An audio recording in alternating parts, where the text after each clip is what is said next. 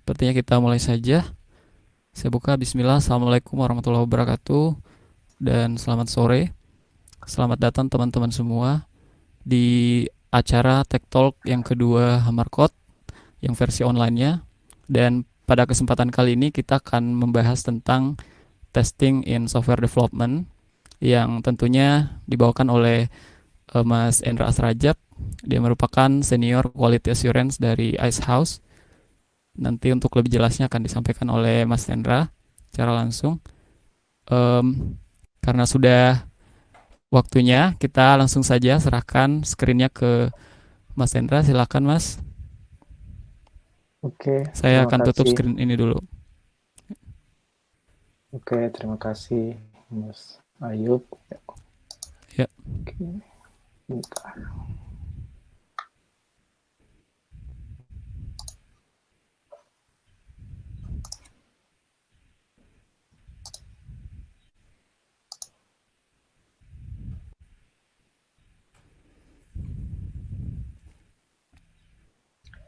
Oke, sudah kelihatan screen saya.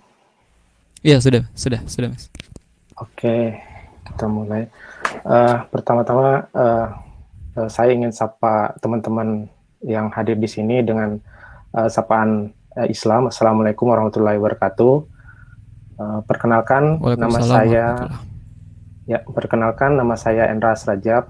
Saya sebagai quality quality assurance atau sebagai tester di salah satu perusahaan swasta di Jakarta yang bergerak di bidang konsultan mobile application.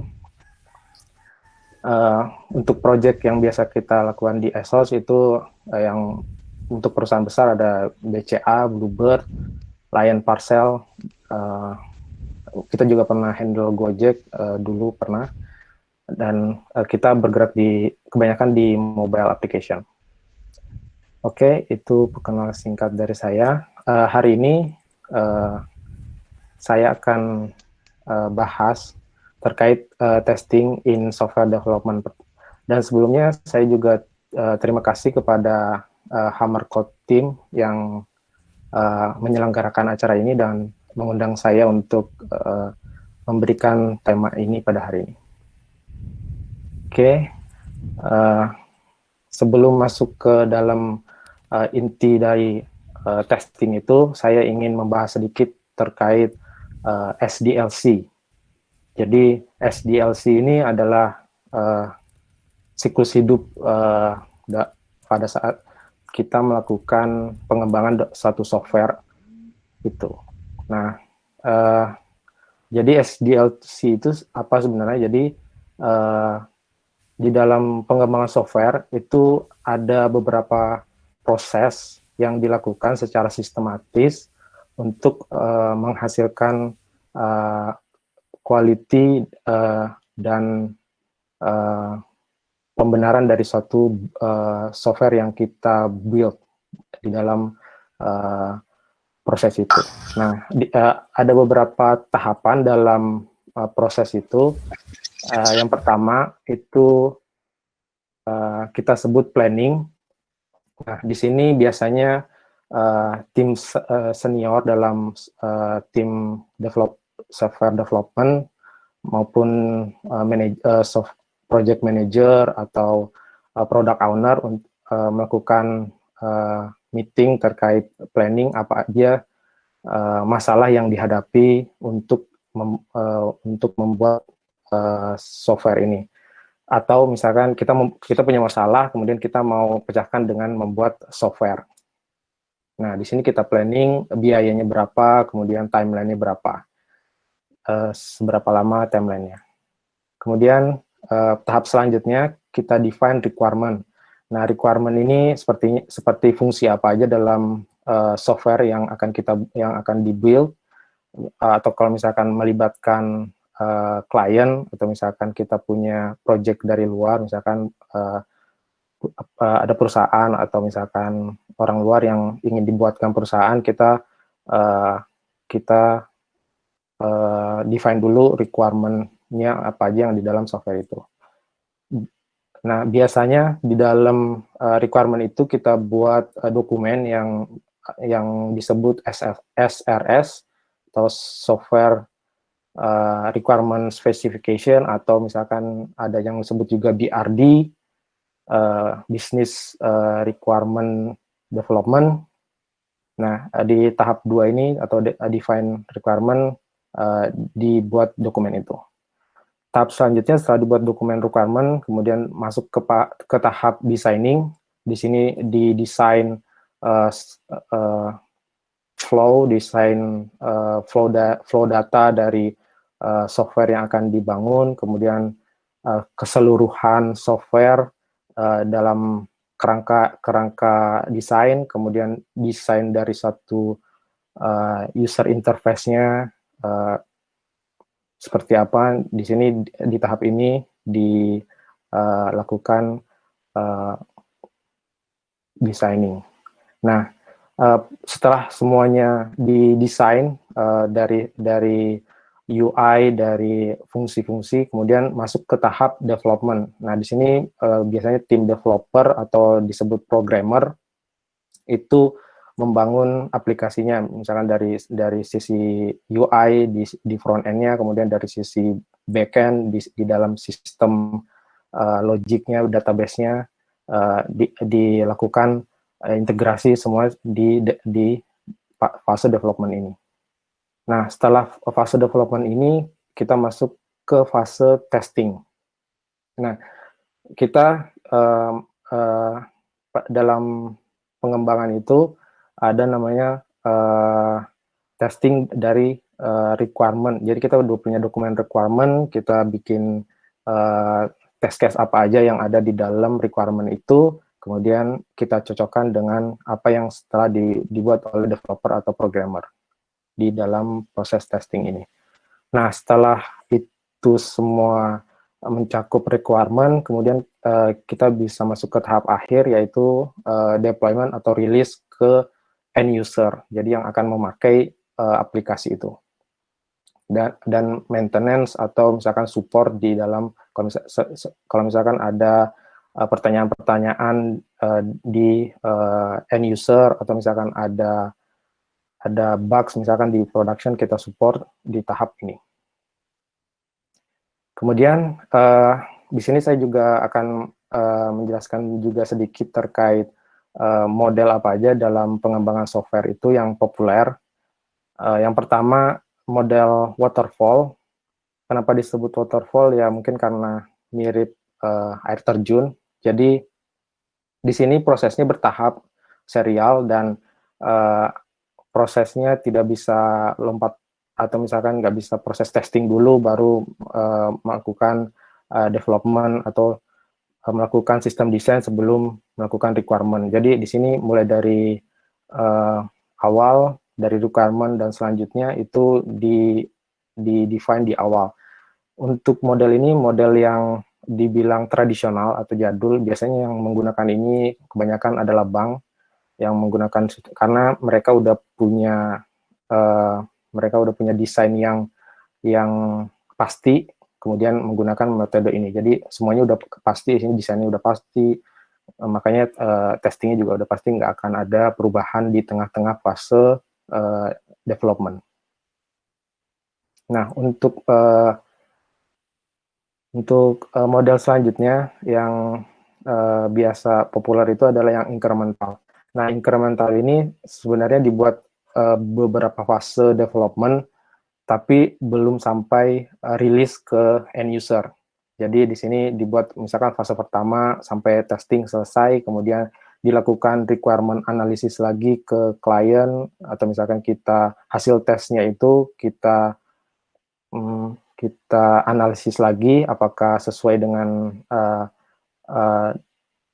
apakah memecahkan masalah yang tadi kita define sebelumnya atau enggak. Kalau misalkan belum, ya kita analisis lagi, kemudian lakukan incremental sampai udah memenuhi semuanya, baru dirilis ke production.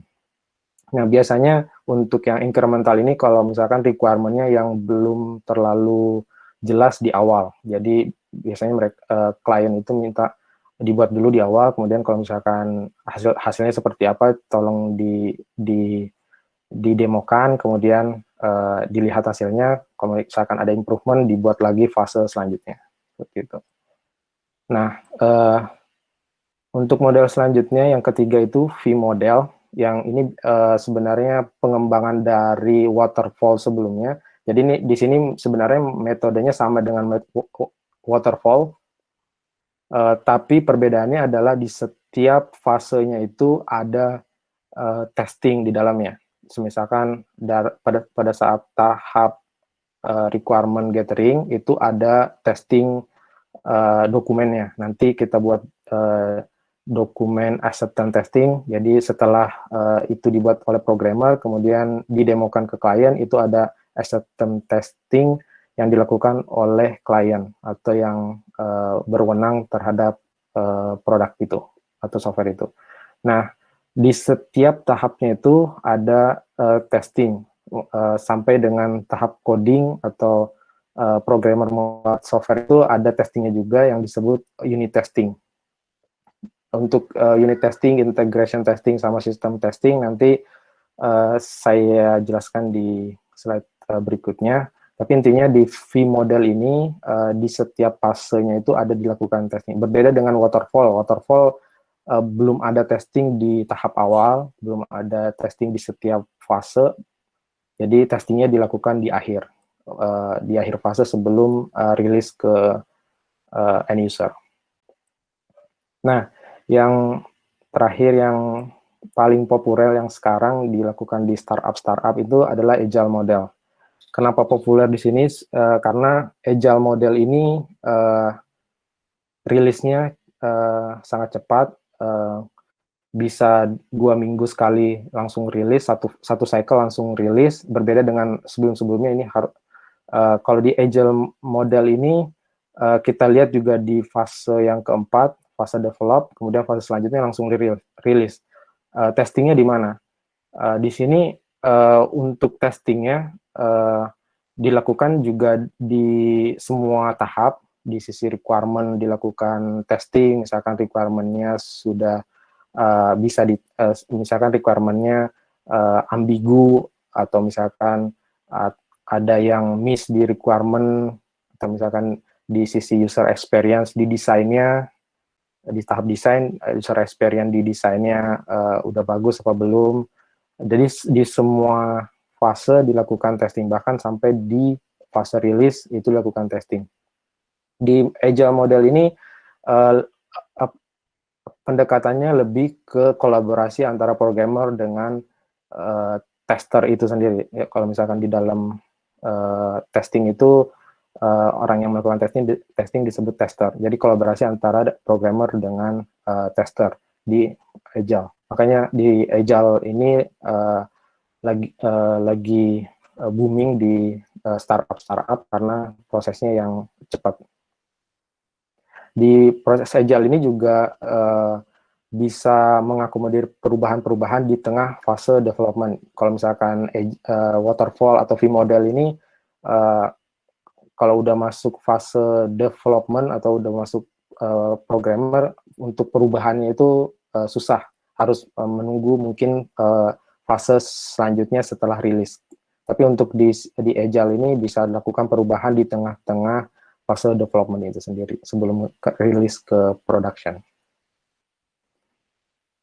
Oke, nah itu tadi pengenalan mengenai tahapan dalam pengembangan software atau aplikasi. Kemudian sekarang kita masuk ke testing itu sendiri. Testing itu apa sih sebenarnya? Jadi ini pengertian ini saya ambil dari Wikipedia, teman-teman juga bisa baca. Jadi software testing itu sebenarnya adalah investigasi yang melibatkan semua stakeholder itu maksudnya yang product owner, project manager, kemudian programmer itu sendiri melakukan investigasi dari software yang dibuat, yang hasilnya adalah informasi tentang kualitas dari software itu sendiri. Jadi testing itu adalah inspection atau investigasi, dan hasilnya adalah feedback ke semua tim ke program. Misalkan ada ini hasil testingnya seperti ini, kita kasih feedback ke klien atau apakah mau langsung ke production atau misalkan masih ada yang mau dibenerin gitu. Itu penjelasan umum terkait testing. Nah, untuk tipe testing bisa dibagi menjadi 3, yaitu yang pertama functional testing atau untuk menguji atau kita tes terkait fungsi-fungsinya. Yang kedua adalah non-functional testing yang tidak terkait dengan fungsi-fungsi dari software. Yang terakhir adalah maintenance atau support testing. Apa aja yang di dalam functional testing? Pertama adalah unit testing, integration testing, system testing, dan user acceptance testing yang seperti ada di V-model sebelumnya. Nah, ini akan saya jelaskan nanti di next slide. Kemudian yang non-functional testing itu performance test. Misalkan untuk yang functional test ya, misalkan kita punya UI dalam satu software itu ada fitur untuk login. Nah, kita testing fungsi login itu masuk ke functional testing. Nah, sedangkan di non-functional testing kita uji performansi dari fitur login itu. Jadi seberapa banyak yang bisa menampung untuk user yang login ke dalam satu software itu, kemudian endurance testing, load testing, dan security test. Misalkan security loginnya sudah sesuai apa belum. Itu non-functional. Untuk yang terakhir maintenance testing, itu ada namanya regression test. Jadi sebelum dilakukan rilis ke production, kita melakukan regression test. Regression test itu apa? Tester melakukan keseluruhan testing dari awal sampai akhir untuk memastikan fungsinya berjalan lancar dan kita bisa yakin ini bisa rilis ke production. Untuk maintenance test atau support testing ini biasanya dilakukan setelah rilis ke production, atau misalkan kita melakukan testing setelah rilis. Misalkan kita udah rilis ke production, kita coba fungsinya lagi di production environment. Untuk testing itu ada beberapa level juga yang tadi saya sebut, yaitu yang pertama di functional test, yaitu yang pertama adalah unit test. Nah, unit test ini kita pastikan di dalam coding yang dilakukan oleh developer itu adalah sesuai dengan yang diharapkan. Nah, dan biasanya unit test ini dilakukan oleh programmer atau developer itu sendiri. Nah, ini saya berikan contoh di programmer Java. Di sini code-nya menggunakan untuk testingnya menggunakan JUnit. Setiap pemrograman itu biasanya punya unit testingnya sendiri, bahasa testingnya sendiri. Contohnya di sini adalah kita punya fungsi untuk menambahkan dua angka.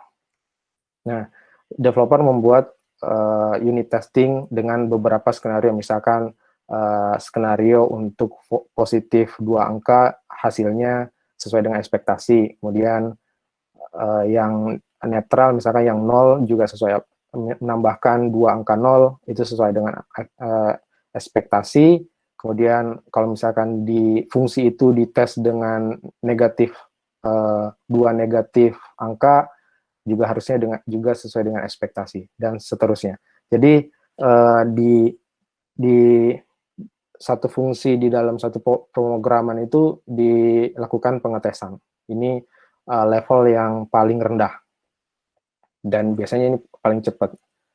Nah, untuk level selanjutnya ada namanya integration test. Integration test ini bisa dibilang melakukan testing untuk menggabungkan fungsi-fungsi yang ada di dalam satu program. Misalkan yang tadi kita bahas sebelumnya adalah kita udah buat fungsi penambahan, kemudian ada lagi mungkin fungsi perkalian, fungsi pembagian, fungsi pengurangan. Nah, itu semuanya diintegrasikan, kemudian dilakukan testing. Nah, itulah integration test. Misalkan ada perkalian dan penambahan, itu dilakukan testing. Untuk integration test itu sendiri ada yang levelnya lebih di atas lagi, misalkan integration test antara software dengan misalkan database. Jadi misalkan kita input sesuatu di misalkan login itu ada form misalkan username. Nah, username-nya itu satu fungsi, misalkan username-nya harus email. Email itu bisa dilakukan satu fungsi dan dilakukan pengetesan di satu fungsi itu. Tapi kalau misalkan integration test nanti bisa seluruh, misalkan username sama password sama login button dan connect ke database. Nah, itu semuanya dilakukan integration test. Nah, level yang paling di atasnya lagi yaitu system test. System test ini yang biasanya dilakukan oleh tester. Dan integration test juga sebenarnya biasanya dilakukan sama tester. Dan yang paling sering dilakukan tester adalah yang system test yang ini, karena di system test ini tester akan membandingkan antara requirement di awal dengan hasil yang diberikan oleh developer ke tester. Di sini bisa mencakup fungsi login itu sendiri. Setelah login ini akan redirect misalkan ke homepage. Kemudian nanti misalkan sistem tes ini mungkin mengetes apa kalau misalkan email sama passwordnya tidak valid, harusnya tidak bisa masuk ke homepage. Misalkan kalau misalkan invalid, munculin error message-nya seperti apa. Nah, itu semuanya di sistem tes. Nah, di dalam software testing itu sebenarnya ada beberapa tahap juga seperti dengan software development. Untuk yang pertama, di dalam testing itu tester itu melakukan requirement analysis seperti yang saya bilang tadi sebelumnya di vModel mungkin. Ya, ada tester itu melakukan requirement analysis juga, apakah requirement-nya ini sebenarnya layak dites atau misalkan udah bisa dites, kalau misalkan nanti jadi bisa dites apa tidak, kemudian requirement-nya ini ambigu, requirement-nya sudah jelas apa belum, requirement-nya ada yang miss mungkin, misalkan yang tadi fungsi login, misalkan yang di requirement-nya cuma dicakup hanya yang positif case, yang hanya misalkan kalau misalkan berhasil login langsung ke homepage, tapi nggak dicantumin requirement-nya kalau misalkan emailnya salah, emailnya kosong, passwordnya kosong, itu nggak dicantumin di requirement analysis. Nah, itu di requirement ini kita bisa melakukan feedback ke product owner. Nah, setelah requirement analysis, masuk ke tahap selanjutnya, yaitu ada test planning. Di sini biasanya kita define testing untuk fitur apa aja yang ada di requirement. Misalkan udah lakukan requirement analysis, fiturnya apa aja semuanya, kemudian di test planning ini kita masukkan semua fitur-fitur yang akan dites dan diestimasikan untuk berapa lama proses testingnya. Setelah itu, setelah di planning, biasanya tester itu membuat test case. Nah, test case ini nanti akan, kalau misalkan masih ada waktu, saya akan tunjukkan seperti apa test case-nya.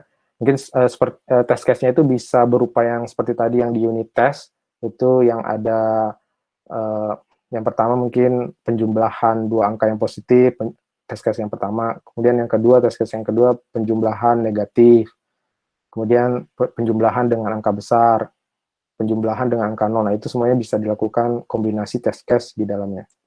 Nah, setelah dibuat test case dari suatu requirement, kemudian tester itu melakukan setup terhadap test environment. Biasanya programmer itu melakukan testing, unit testing itu dilakukan di lokal laptop masing-masing. Tapi untuk proses testing ini, tester harus melakukan setup di beda environment, bukan di lokal. Misalkan di lokal testernya bukan di lokal, harusnya di spesifikasi yang udah ditentuin sebelumnya, yang environment-nya itu yang mirip dengan nanti setelah live. Jadi testing yang dilakukan harusnya bisa dilakukan di online, atau misalkan spesifikasi komputernya itu sesuai dengan yang akan digunakan di production. Nah, setelah itu di setup, tester bisa melakukan eksekusi dari test case yang udah dibuat sebelumnya. Nah, di sini hasilnya bisa berupa test case-nya itu sukses atau pas, nah, atau test case-nya itu failed. Nah, setelah test case itu failed, si tester ini harus melakukan feedback atau melaporkan temuannya itu, filenya itu ke developer. Dan misalkan ini test case ini failed, coba dicek di sisi pemrogramannya apakah valid atau tidak. Kalau misalkan valid, tolong dibenarkan. Atau misalkan setelah melakukan tes eksekusi ini, si testernya merasa aplikasinya mungkin ada yang kurang, atau misalkan butuh dilakukan improvement karena belum ada di requirement sebelumnya. Nah, si tester ini bisa melakukan feedback atau report ke product owner atau klien yang menginginkan software ini. Nah, tahap terakhir setelah melakukan semua tes eksekusi, tes cycle closer ini adalah semua tim tester melakukan diskusi untuk testing ke depannya seperti apa, atau mendiskusikan improvement yang bisa dilakukan di kedepannya untuk eksekusi testing yang lebih akurat, lebih cepat, dan bisa lebih enak lagi ke depannya. Nah, itu adalah tahapan-tahapan dalam testing. Untuk testing execution-nya, caranya bagaimana? Biasanya dibagi dua. Tester itu ada yang melakukan manual secara eksekusinya secara sendiri-sendiri, atau misalkan melakukan automation. Jadi tester itu melakukan program untuk melakukan automation. Contohnya yang misalkan login. Jadi si tester itu kalau untuk manual test, jadi si tester itu manual masukin username atau email, manual masukin password, kemudian manual untuk klik button login. Kemudian manual untuk validasi, misalkan kalau misalkan ada error, atau misalkan navigation-nya seperti apa, itu manual semua, dicek sama tester. Di sini kelebihannya adalah si testernya bisa merasakan user interaksi dengan si softwarenya itu. Tapi kekurangannya adalah kalau misalkan testingnya itu akan dilakukan berkali-kali, nah itu akan membosankan untuk si tester. Nah, untuk mengatasi itu, biasanya kalau misalkan untuk testing yang berulang-ulang, biasanya dilakukan automation test. Automation test itu si tester membuat program untuk melakukan pengecekan, misalkan kalau misalkan ada text error seperti apa, jadi melakukan pengecekannya itu dilakukan oleh software juga. Misalkan tadi fitur login, di sini kalau di automation, jadi program yang dibuat oleh tester itu akan otomatis memasukkan username, password, dan mencet tombol login. Dan kalau misalkan ada error message, itu wordingnya akan langsung dicek dengan program yang udah dibuat sama tester.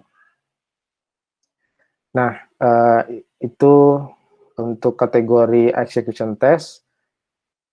Untuk selanjutnya, mungkin saya mau sedikit demo dan sampel terkait execution test yang tadi. Misalkan kita buat di dalam testing itu seperti apa, untuk test case-nya seperti apa, dan eksekusinya seperti apa, dan itu juga di demo ini juga mengakhiri presentasi saya. Oke, untuk demonya ini screen saya kelihatan kan ya? Ya, kelihatan, Oke, kelihatan. nah ini contoh untuk tes skenario. Jadi misalkan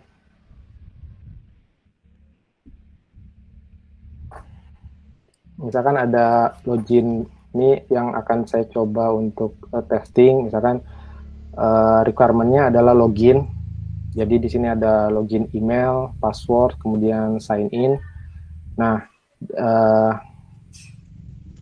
di sini contoh untuk test case-nya itu, misalkan test case yang pertama, login screen, object on the page. Misalkan untuk verifikasi semua objek yang ada di login page itu. Misalkan ada ada text box username, password, kemudian ada 2 button sign in, sign up, dan lain-lain, ada logo dan lain-lain. Nah, itu test case pertama. Test case kedua, misalkan default text kita cek default text. Kalau tadi di sini kan ada default text, email, dan titik-titik defaultnya. Kemudian kalau misalkan usernya tidak masukkan email, kemudian login. Step kedua misalkan delete email, kemudian klik sign in, harusnya muncul error. Gitu.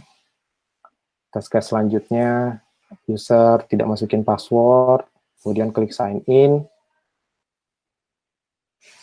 Nah, ini nanti expected result-nya ini yang diharapkan oleh si tester itu yang muncul adalah sistem display please enter di software-nya itu. Kemudian kalau misalkan ini yang terakhir, yang 7 ini user login with valid username. Jadi di sini kita step 1 misalkan masukin open browser-nya ini, kemudian expected result-nya flag application login muncul, kemudian masukin email password, kemudian klik sign in. Ini ekspektasi dari testernya adalah muncul halaman homepage yang ada 4 link, search flight, manage booking, check-in, dan logout. Jadi kalau misalkan untuk eksekusi manual, itu dilakukan manual sama testernya seperti ini. Misalkan kalau misalkan passwordnya kosong, nanti akan muncul please enter password di kayak error message. Jadi kalau misalkan kosong dua-duanya seperti apa, kemudian kalau misalkan yang valid itu kita bisa ambil di sini, kita ambil di sini username dan passwordnya ABC 123.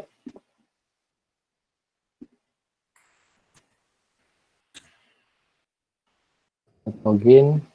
Nah, ini akan masuk ke homepage dan ada menu 4 menu ini, search flight, manage booking, check-in, dan logout. Nah, ini untuk eksekusi manual. Jadi si testernya melakukan manual untuk cek fungsi-fungsi yang udah dibuat di test case yang udah dibuat ini, test case creation. Nah, bisa juga untuk yang automation-nya itu ini contohnya saya menggunakan framework robot framework. Robot framework ini menggunakan Python. Ini skenario yang tadi yang saya buat itu sama, misalkan objek yang di page-nya apa, kemudian user tidak masukkan email, user tidak masukkan password, dan seterusnya sampai user login dengan valid username dan password. Misalkan contohnya yang user tidak masukkan email dan password, dan coba running.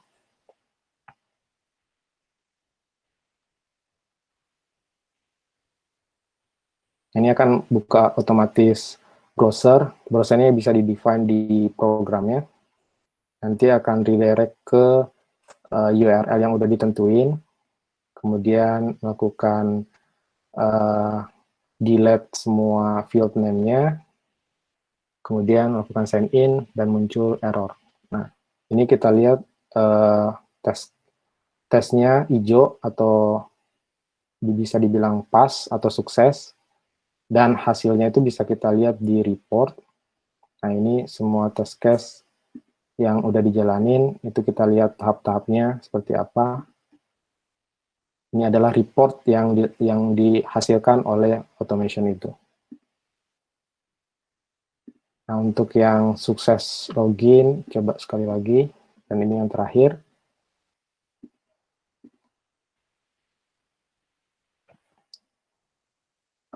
Untuk skenario-nya ada di sini, di login, kemudian login with valid, kemudian verify.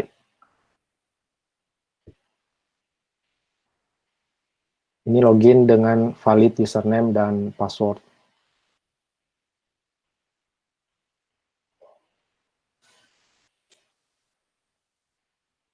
Nah, ini juga test case-nya sukses. Kalau kita lihat report-nya juga sama.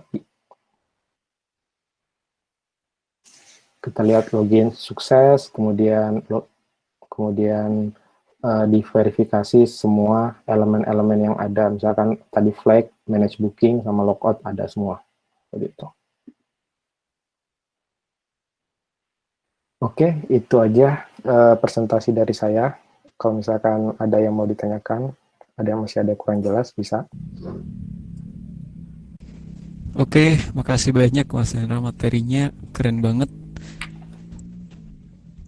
Oh ya, kita masuk ke sesi tanya jawab teman-teman. Masih ada sekitar 15 menit waktu kita untuk tanya jawab. Silakan jika ada teman-teman yang ingin menanyakan. Ini tadi materinya keren banget sih, pasti banyak banget yang bisa ditanyakan. Silakan saja, bisa mengaktifkan mikrofonnya atau bisa juga ditulis di chat. Nanti kita bacakan. Silakan teman-teman yang ingin bertanya. Kita buka pertanyaan, sesi pertanyaan. Halo. Halo. Halo. Ini mau bertanya nih. Saya. Oh ya, silakan. Saya Handri. Silakan. Dari tadi sih. Yang saya mau tanyakan itu, ini kan QA itu pada saat ngebuat test case-nya, apakah bersamaan dengan dibuatnya fungsi atau setelahnya dibuat fungsi dari developer gitu? Best practice-nya yang mana sih bagusnya? Apakah pada saat apps-nya jadi atau dia nulis case-nya dulu terus diserahkan ke developer bahwa oh yang dites nanti yang ini gitu.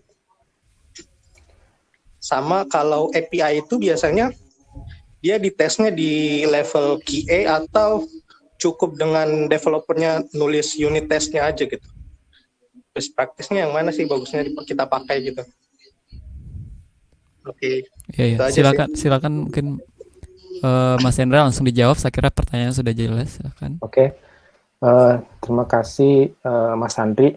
Jadi pertanyaan yang pertama, best practice-nya yang mana QA melakukan creation test case, apakah setelah developer itu membuat softwarenya atau sebelumnya. Untuk creation test case itu tadi ada di slide yang ini, jadi test case creation.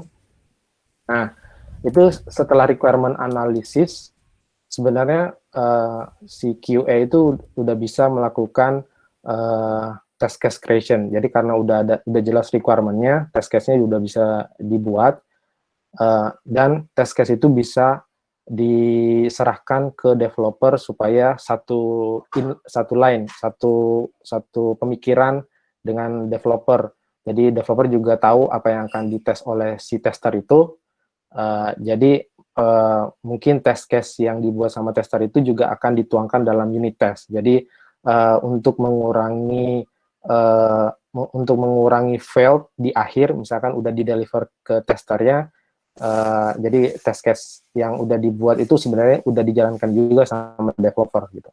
Jadi untuk mengurangi fail juga itu adalah best practice-nya. Jadi sebaiknya sebelum si programmer itu melakukan coding, itu udah ada test case-nya. Nah, untuk pertanyaan kedua, uh, apa tadi ya, API test ya. API test itu dilakukan di testing juga apa enggak, apa tidak. Di dalam realnya itu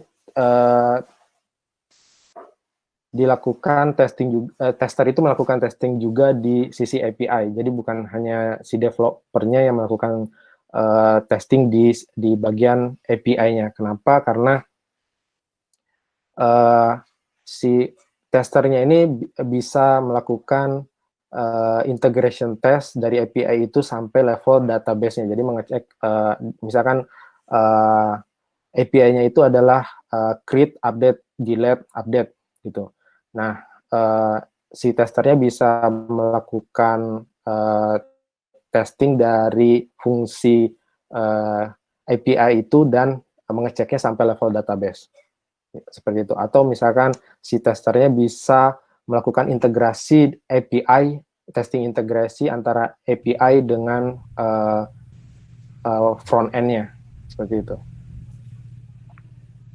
Oke, berarti yang di software testing lifecycle ini itu kita nyerahin requirement testnya bersamaan dengan requirement bisnisnya PM ya, untuk diserahin ke developer.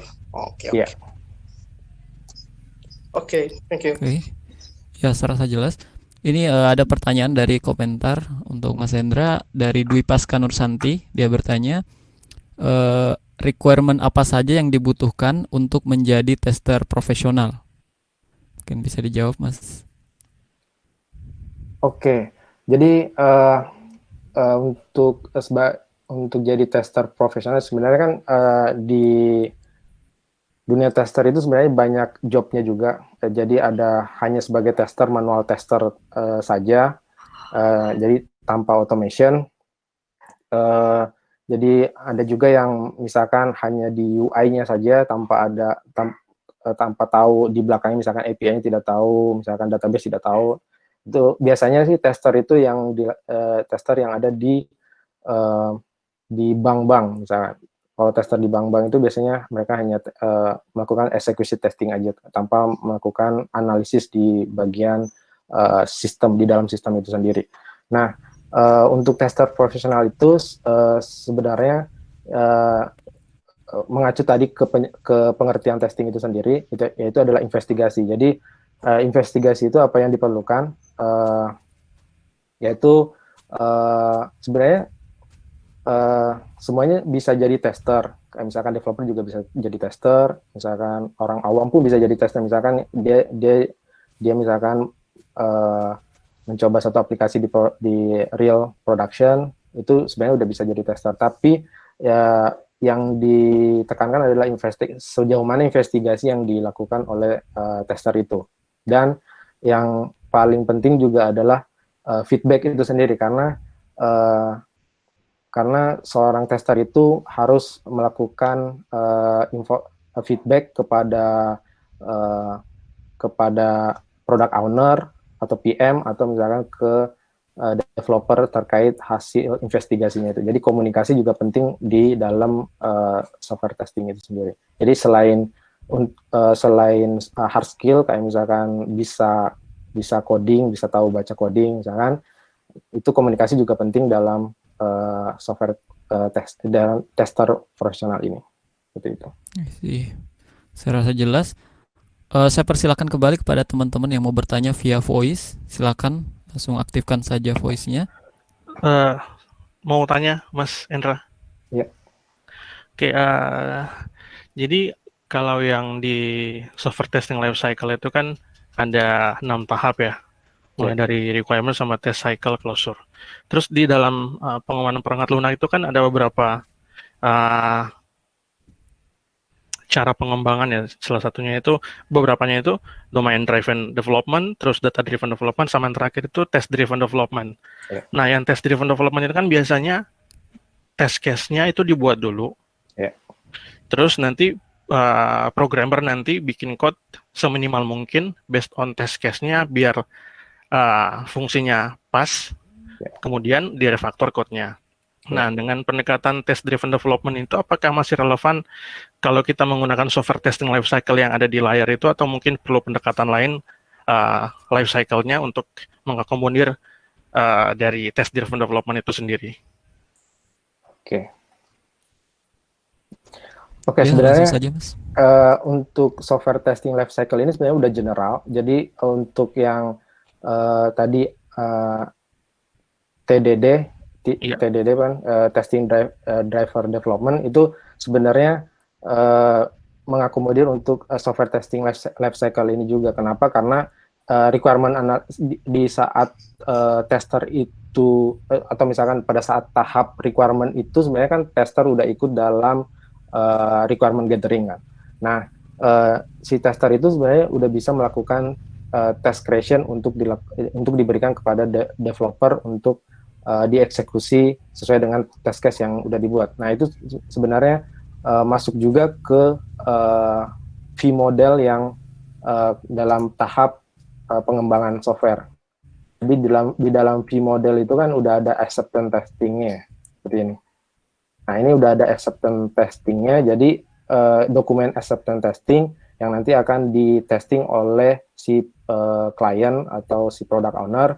Jadi dokumen ini yang udah bisa dilakukan bisa diberikan ke developer. Jadi itu juga mencakup dalam TDD itu juga. Seperti itu. Oke, berarti ketika test execution-nya itu, apakah eksekusinya itu dilakukan di kedua sisi, tester sama programmernya, atau diserahkan fungsinya itu ke tester untuk dieksekusi, apa sebagai gimana ya, biar bisa nentuin ini pas atau enggak? Ya, jadi jadi TDD itu kan sudah ada test case-nya dan diserahkan ke developer. Bisa dibuat unit testingnya berdasarkan dari test case itu. Nah, setelah itu udah di-build sama programmer, itu diserahkan lagi kan ke testernya. Testernya juga melakukan eksekusi sesuai dengan test case yang dibuat sebelumnya. Okay. Gitu. Yep. Jadi dua-duanya melakukan tes yang sama. Get it. Yep. Thank you, Mas. Ya. Oke, Mas Rian, terima kasih sudah bertanya.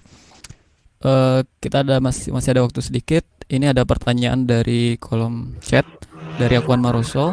Apakah ada klasifikasi tertentu untuk fungsi apa saja yang perlu ditesting pada setiap fungsi? Mungkin maksudnya ketika misalnya tesnya banyak sekali, fungsi apa saja sih yang harus ditesting? Kayak gitu mungkin, Mas. Silakan. Ya, jadi untuk fungsi apa aja? Jadi misalkan untuk fitur yang besar, misalkan pasti ada loginnya, misalkan kalau misalkan ada misalkan e-commerce, misalkan ada pembelian atau misalkan ada masuk ke keranjang gitu. Nah, sebenarnya semuanya itu masuk dalam fungsi yang harus ditesting. Bedanya adalah mungkin dalam pengembangan itu ada beberapa tahap. Jadi misalkan hanya login dulu. Nah, semua test case yang ada di dalam login itu dilakukan semua yang ada di dalam test case itu harus dieksekusi gitu. Misalkan sebelum melakukan launching ke end user. Jadi sebenarnya setiap fungsi aplikasi itu udah ditentukan juga di dalam requirement itu. Jadi makanya di tester itu ikut dalam requirement supaya untuk memastikan apakah requirement itu bisa dites apa tidak. Kalau misalkan tidak, atau misalkan masih ada yang bisa ditanyakan langsung ke product owner-nya gitu. I see. Saya rasa udah jelas. Semoga bisa menjawab pertanyaan dari Mas Akwan. Ini ada lagi pertanyaan dari Mas Rido di kolom chat. Untuk yang berkecimpung di dunia QA, bagaimana cara mempersiapkan pengalaman atau mungkin portofolio untuk supaya dapat dipahami sama recruiter? Oke, jadi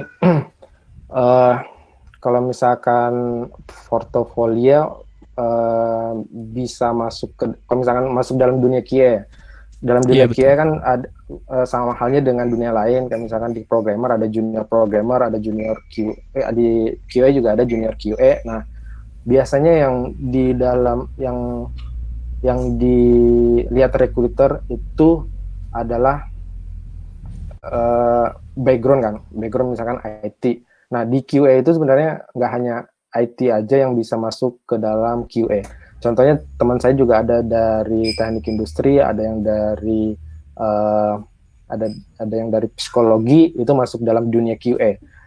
Yang dilihat sebenarnya apa? Jadi kalau dari perspektif saya sendiri itu yang dilihat adalah kemampuan mau belajarnya juga. Jadi kalau misalkan sebenarnya kan kayak tadi pengertian testing itu kan adalah investigasi kan. Jadi dia banyak belajar supaya dia bisa melakukan investigasi di dalam software testing itu.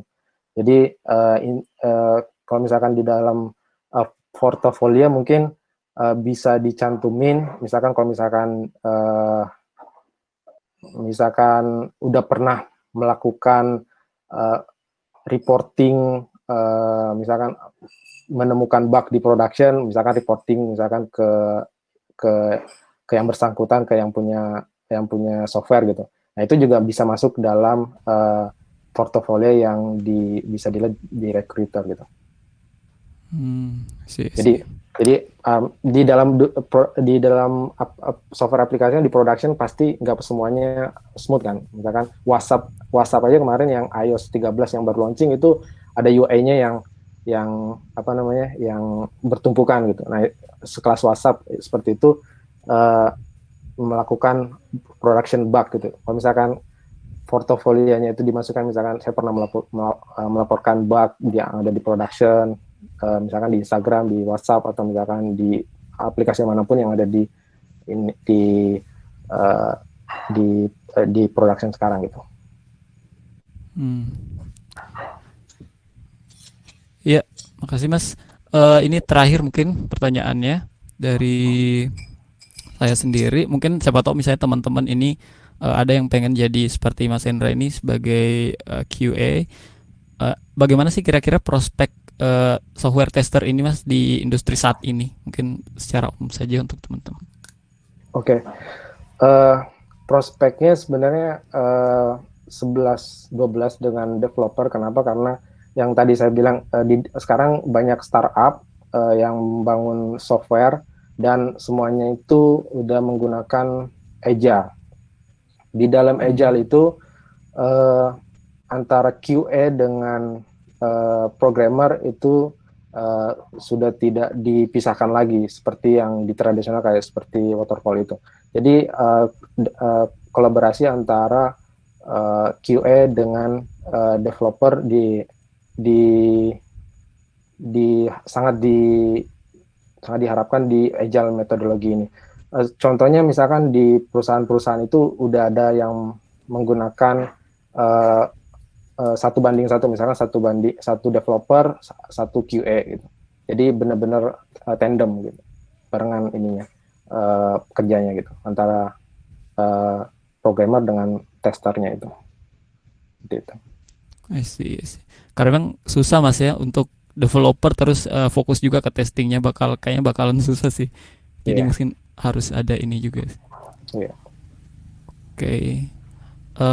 Terakhir ada tadi yang nanya ini slide-nya bisa di-share nanti kan ya? Bisa. Iya, betul. Oke. Itu saja mungkin teman-teman karena waktunya kita sudah lewat sekitar 8 menit dari jam 5. Saya ingin mengucapkan terima kasih yang pertama untuk Mas Hendra Serajab sendiri sudah meluangkan waktu untuk mengisi talk kita pada kesempatan ini, talk kedua Hammercode, dan juga tentunya kepada teman-teman semua yang sudah menyempatkan waktunya juga untuk mengikuti talk.